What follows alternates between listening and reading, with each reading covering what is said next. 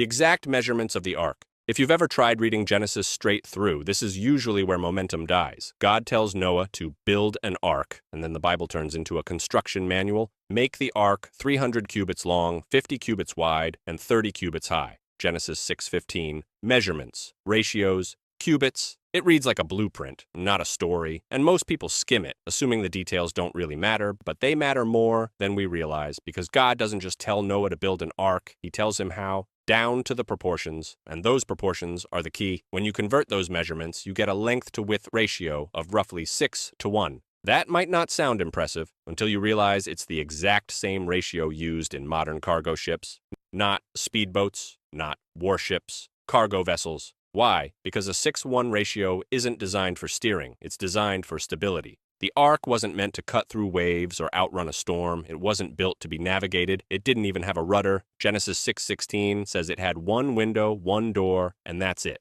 This thing wasn't a ship, it was a chest. And that changes how you see the entire story. God never told Noah where to steer because Noah wasn't in control of the journey. God was. Genesis 7:17-18 says, "The waters prevailed and increased greatly on the earth, and the ark floated on the face of the waters, not guided, not directed, carried."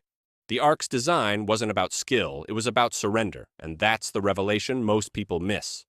Salvation didn't come from Noah's ability to navigate chaos. It came from trusting God enough to build exactly what he said, and then get inside it. Hebrews 11:7 tells us, "By faith, Noah constructed an ark for the saving of his household." Faith didn't mean understanding the flood, it meant obeying the design. And Peter later tells us the ark wasn't just history, it was a picture. God waited patiently in the days of Noah while the ark was being prepared, through which a few, that is, 8 persons, were brought safely through water.